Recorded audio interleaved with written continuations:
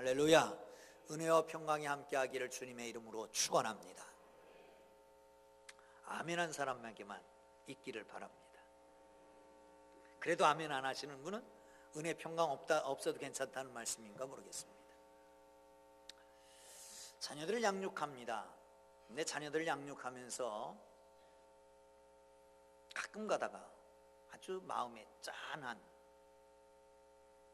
그런 감정을 느낄 때가 종종 있습니다. 예를 들면 애들이 대학 갈 때, 시험을 치를 때, 결혼식 할 때, 딸이 출산할 때, 그 중에 하나가 애들 군대 갈 때입니다. 군대를 보내놓고 새벽기도 시작하는 부모도 있고요, 편지를 그렇게 기다리고 편지도 쓰기도 하고 그럽니다. 인터넷에 회자된 어떤 아버지가 아들을 군대 보내놓고 쓴 편지를 하나 읽어드리려고 합니다. 아주 재미있어요. 사랑하는 아들 중훈에게, 아빠 엄청 힘들다. 구미호 같은 네 엄마가 편지 안 쓴다고 난리 쳐서 할 수 없이 몇 자 적는다. 네 엄마 성격 알지? 너 들어가고 나서 연병장이 떠나가도록 대성통곡했다. 아빠 쪽팔려 죽는 줄 알았다. 너 빨리 찾아내라고 아우성치는데 너도 알다시피 다들 머리 빡빡 깎고 있어서 어느 놈이 내 아들인지 알 수가 있니? 그래도 엄마 등살에 가만히 서 있을 수 없어서 그 비 맞으며 네 찾느라 눈알 빠지는 줄 알았다. 결국 찾지 못하고 못난 아빠, 못난 남편까지 되었구나. 아빠 엄청 힘들다. 집에 돌아오는 길에 네 엄마 달래려고 엄마가 몰래 모아놓은 피 같은 돈으로 네 엄마 옷까지 사주고서야 겨우 집에 들어올 수 있었다. 너 군대에서 월급 받아서 다 갚아야 한다. 농담 아니다. 아빠 엄청 불쌍한 사람이다. 엄마가 너 낳고서 아빠는 그때부터 완전 찬밥 신세인 거 너 아냐? 다른 남편은 안 그런다고 하는데 네 엄마는 정말 아나무인이다. 너만 옆에 있으면 아빠는 전혀 보이지 않는 모양이다. 그래서 하는 말인데 웬만하면 휴가도 나오지 말고 군대 말뚝 박아라. 월급도 많이 준다는데 생각 좀 잘 해봐라. 아빠 요즘 걱정이다. 너 들어간 지 하루도 안 지나서 벌써 그러니 네 엄마 같이 군대 보낼 걸 그랬다. 부대장님한테 여쭈어보고 힘 좋은 아줌마 필요하면 아빠한테 얘기하라고 네가 말해라. 이 아빠가 군대 생활한 것에 비하면 요즘 군대 생활 누워서 떡 먹기다. 요령 피우지 말고 멋진 남자 되어서 나와라. 나는 네가 부럽다. 그럼 고생 많이 해라. 끝. 왜 이 편지를 읽어드리냐 하면 오늘 본문이 사랑은 아들에게, 참 아들 된 디도에게 보내는 편지이기 때문에 그렇습니다. 아마도 바울의 마음이 짠했을 겁니다. 왜냐하면 이 그레데 섬이라고 하는 곳에 디도와 함께 갔다가 디도를 남겨놓고 왔는데, 이게 디모데 전서 한 번 1차 바울의 속중에서 풀려났을 때거든요. 근데 2차 투옥됐단 말이죠. 이제 얼마 있으면 죽을 거라고 하는 생각을 직감하니까 참 아들 된 디도, 그레데 섬에 놓고 온 이 디도가 마음이 짠한 거예요. 그래서 편지를 써서 보내는 게 디도서입니다. 여러분 잘 알듯이 디도서는 3장밖에 되어 있지 않습니다. 페이지 수는 3페이지밖에 되지 않습니다. 이 페이지에다가 자기의 마음을 실어서 보냅니다. 내가 하나님의 종이고 하나님의 택한 사도가 되는데 내가 사도가 된 것은 왜 그런 줄 아느냐? 너도 이제 거기 보냄받은 사도이니까 이 일들을 해야 되는데 내가 한 이 일들을 함께 하기를 원한다 라고 하면서 편지를 쓰는 거예요.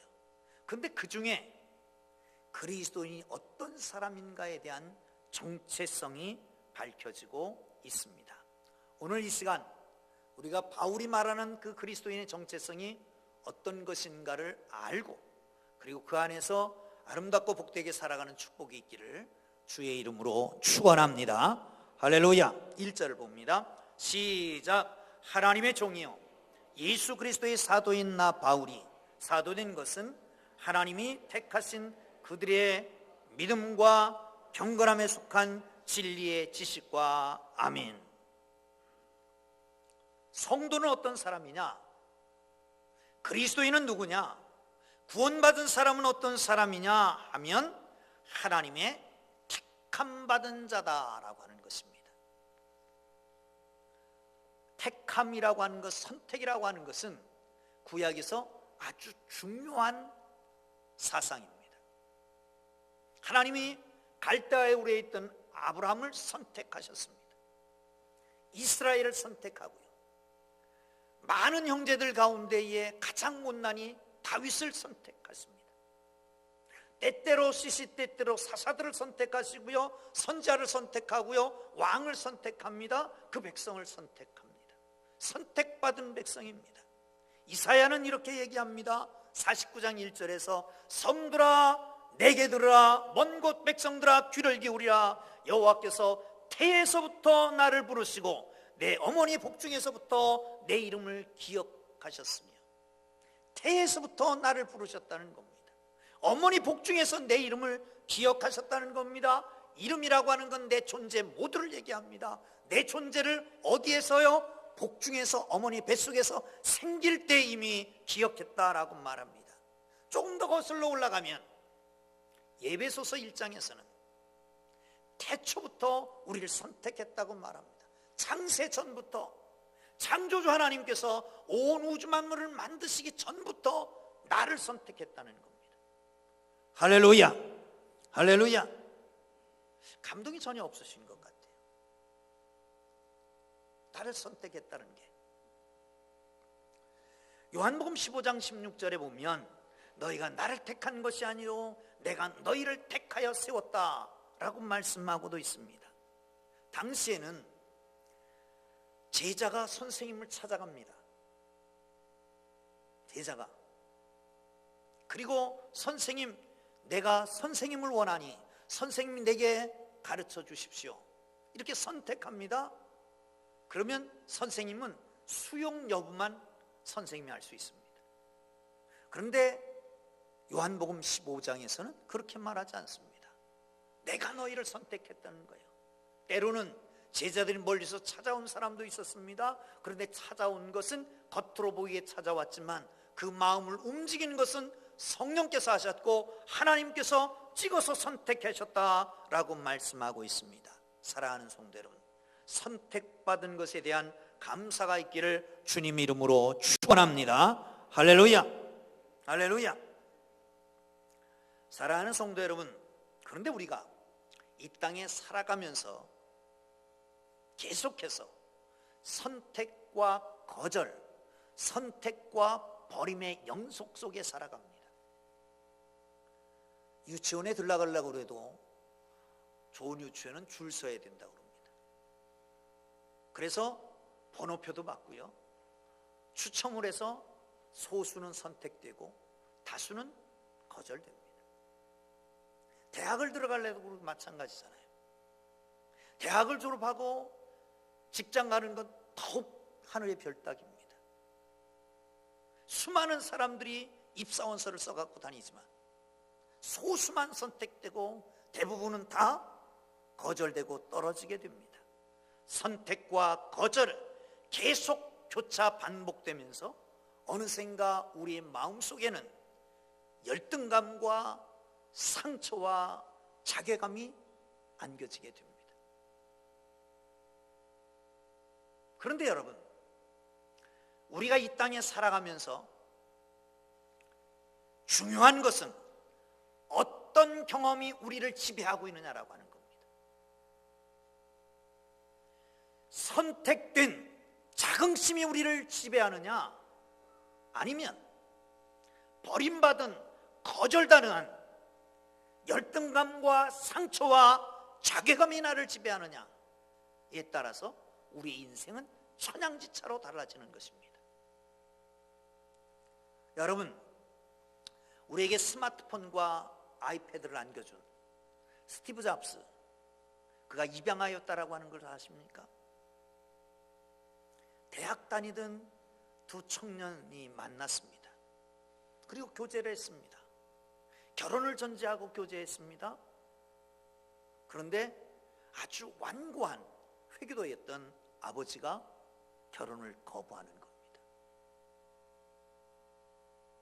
어쩌면 좋습니까? 아이는 이미 생겼습니다.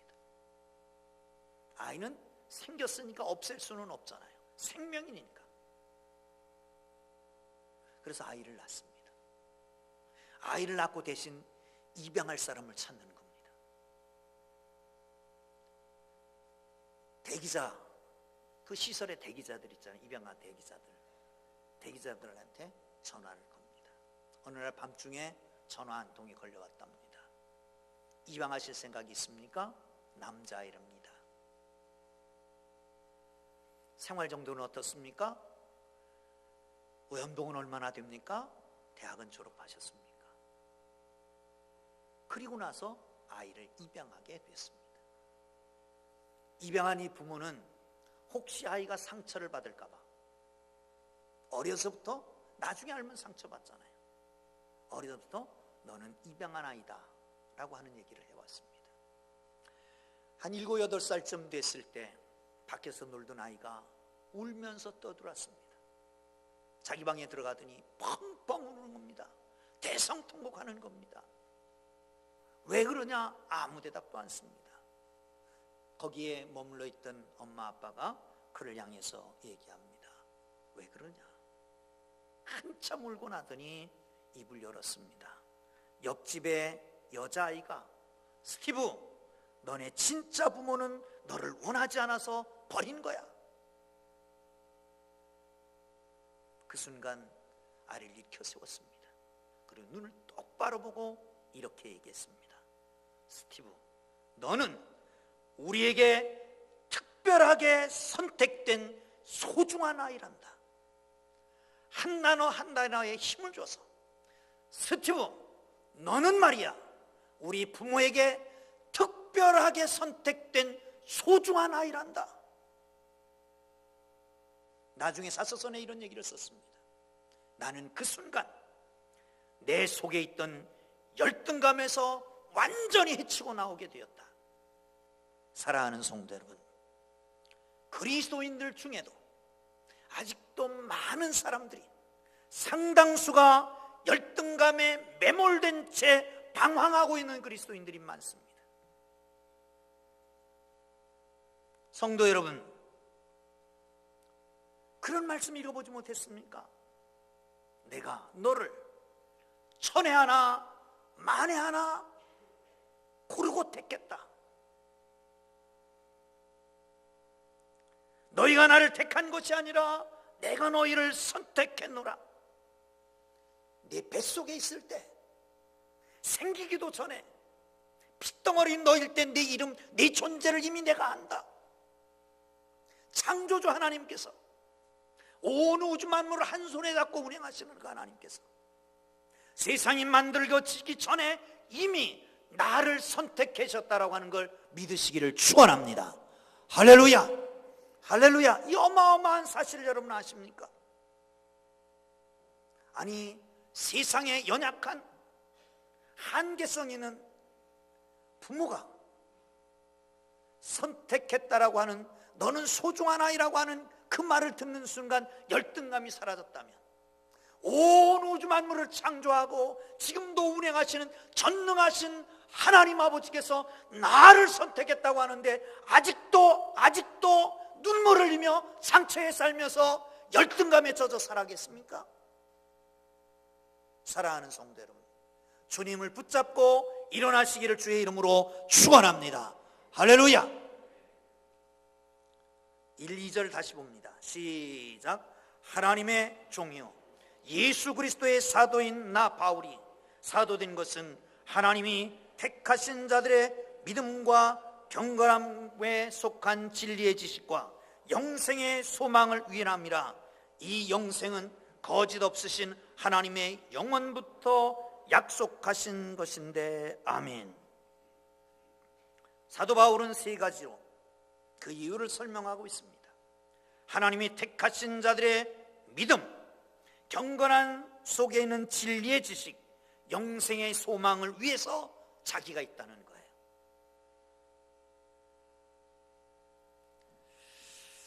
우리가 신앙생활을 이렇게 볼 수 있습니다. 지금 우리가 여기 있습니다. 우리는 구원받은 사람입니다. 과거에는 옛날에 이미 예수 그리스도의 십자가의 은혜로 구원받은 사람이잖아요.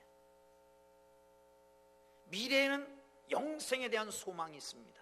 하나님 나라의 소망이 있는 거예요. 지금 우리가 현재 여기 살아가고 있습니다. 그럼 현재 여기에 있는 우리는 어떻게 살아가야 될까요? 어떻게 살아가야 될까요? 자, 구원받았습니다.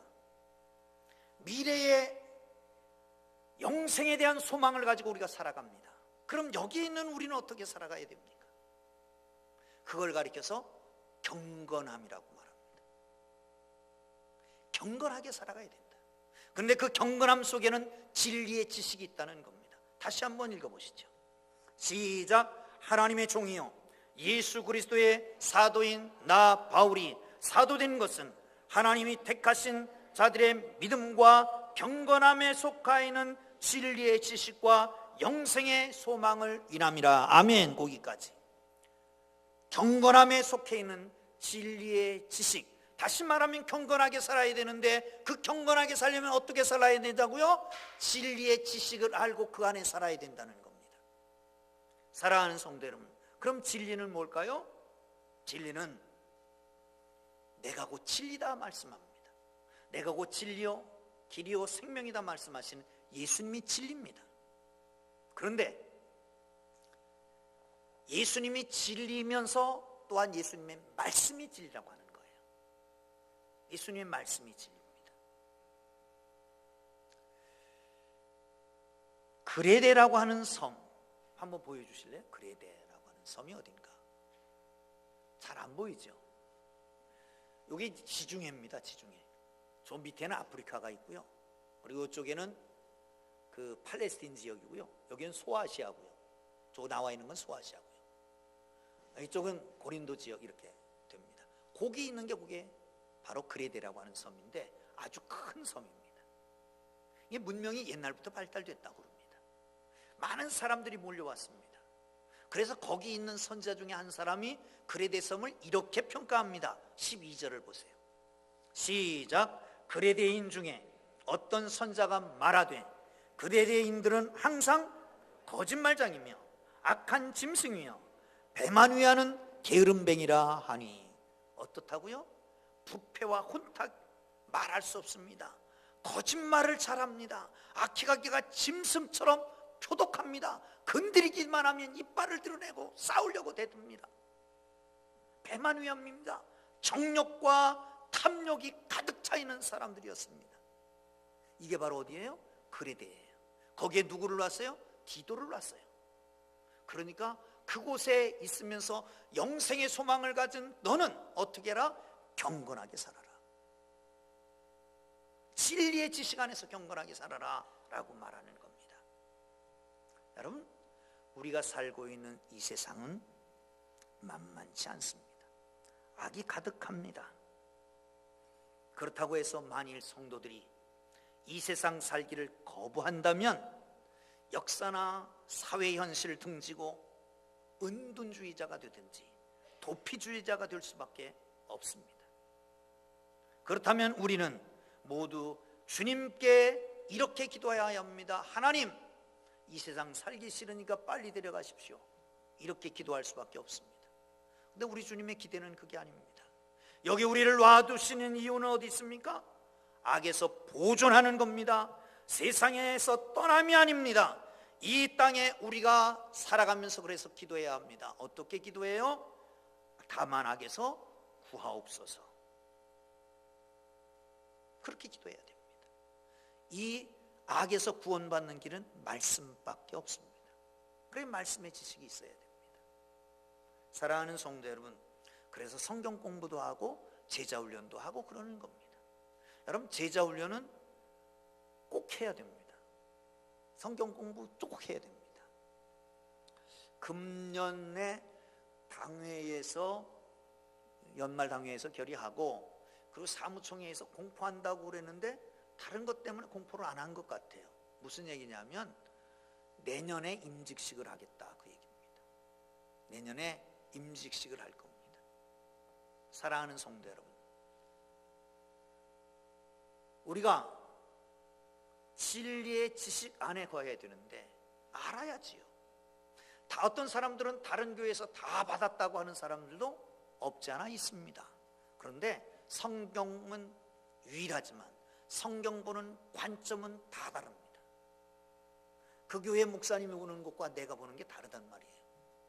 그러니까 우리 교회에 오면 우리 교회 나름대로 어떤 분은 세교 성경 공부하자 그러는 것도 기분 나빠하는 사람도 있어요. 이건 새신자가 아니라 세교입니다. 함께 공부하는 겁니다. 제자훈련 따로 다시 해야 됩니다. 제자훈련하면 우리 장로님들도 다시 했어요. 장로님들도. 사랑하는 성도 여러분, 진리의 지식 안에서 자유케 되기를 주의 이름으로 축원합니다. 그렇습니다. 말씀이 있어야 악한 세력을 이깁니다. 예수님도 40일 금식하고 광야에서 시험 받을 때 사람이 떡으로만 살 것이 아니라 하나님의 입에서 나오는 말씀으로 살 것이니라. 기록되었을 때 말씀으로 이기지 않았습니까? 베드로서에서 베드로는 그렇게 말합니다. 근신하라 깨어라, 나의 대적 마귀가 우는 사자같이 두루다니며 삼킬 자를 찾나니. 오래된 유머 가운데 그런 거 있잖아요.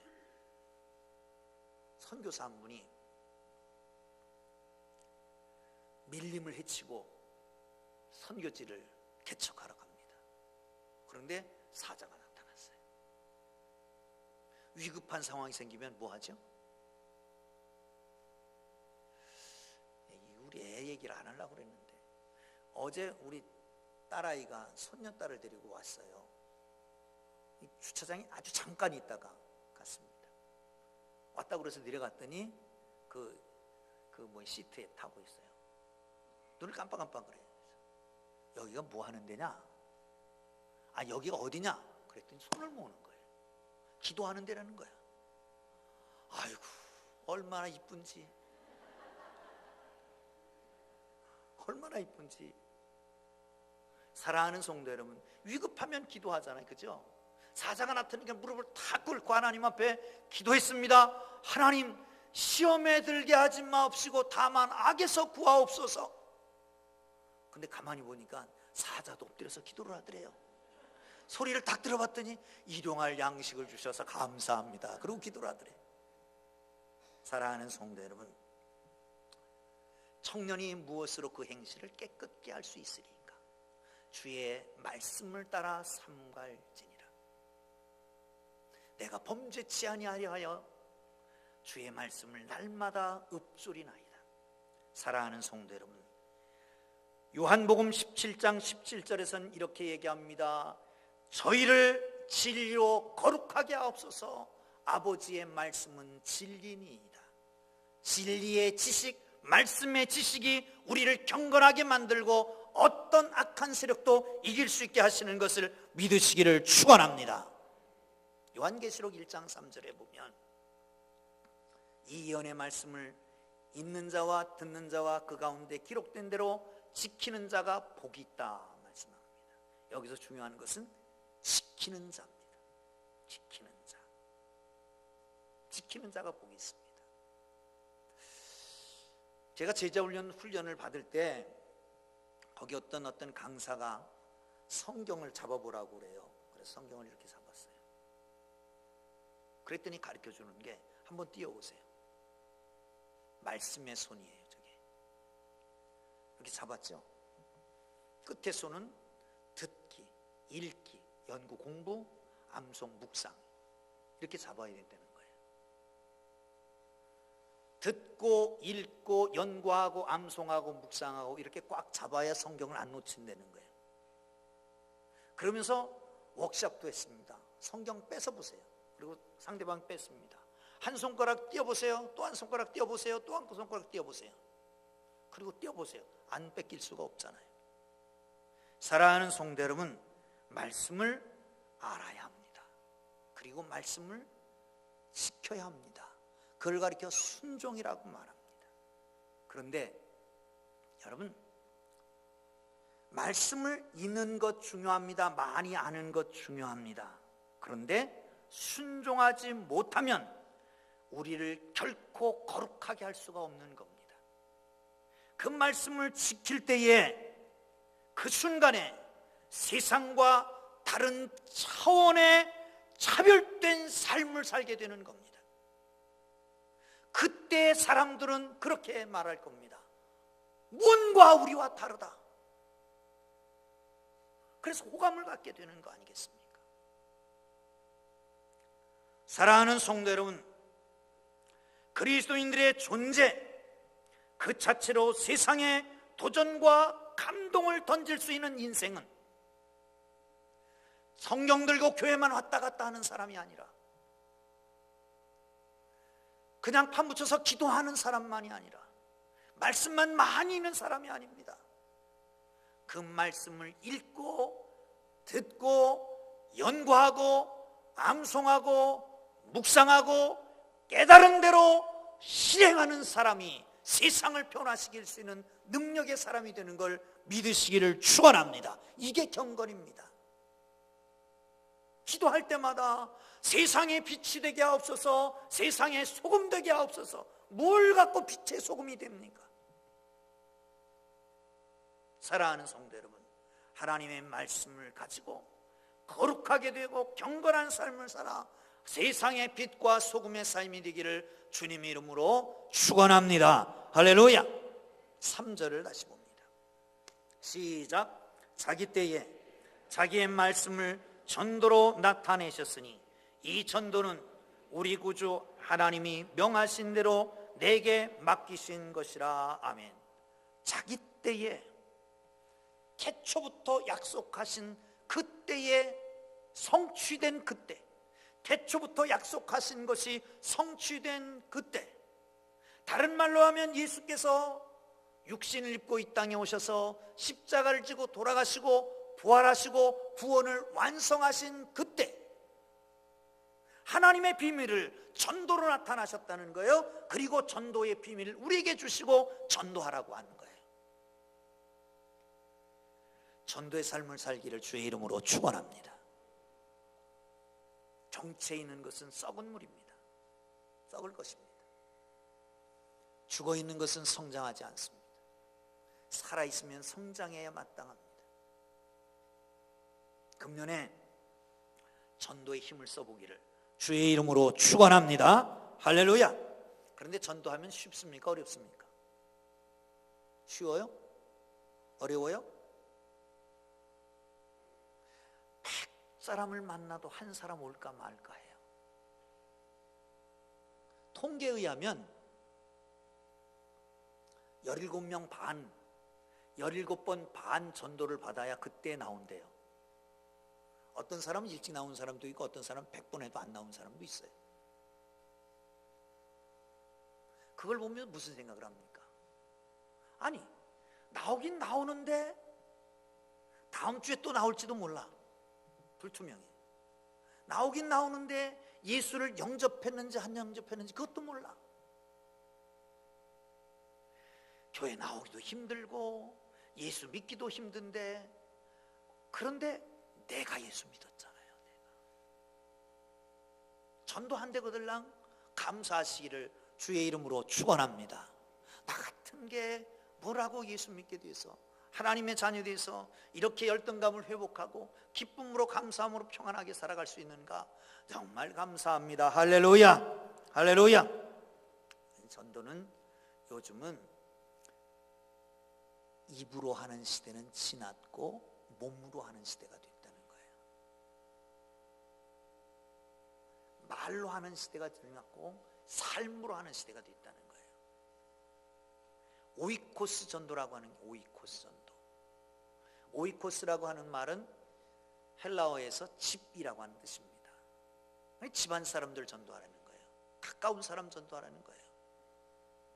이 말은 나를 다 알고 있는 사람, 나를 다 알고 있는 사람에게 전도하려면 뭐 어떻게 해야 되죠?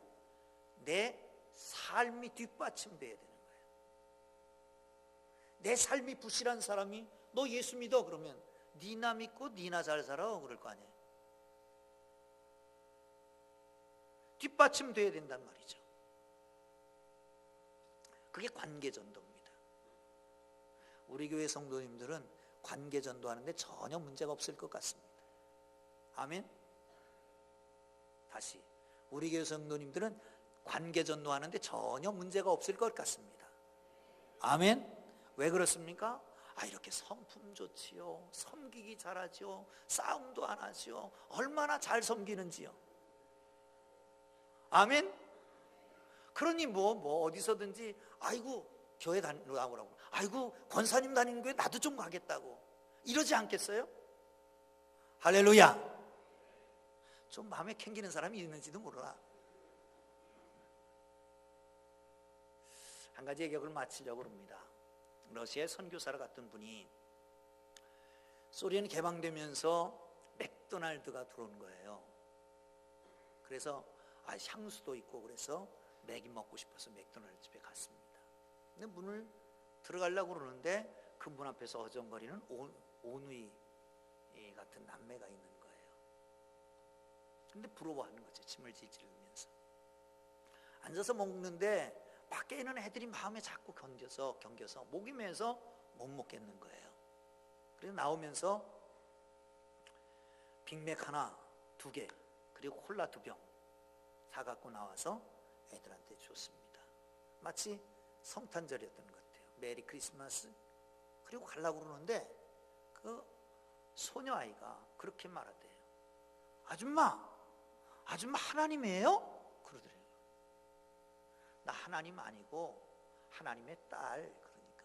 그러니까 그런 줄 알았어요. 하나님 친척이군요. 하나님은 사랑이시라는데. 사랑하는 성도 여러분, 그거 아니겠습니까? 우리는 하나님의 아들, 딸입니다. 그럼 우리의 삶 속에 예수님의 성품이 드러나서 그것이 우리의 주위의 사람들을 세우고 섬기고 아름답게 밝히는 하나님의 사람들 되어 자연적으로 복음이 증거되는 축복이 있기를 주의 이름으로 축원합니다. 기도하겠습니다.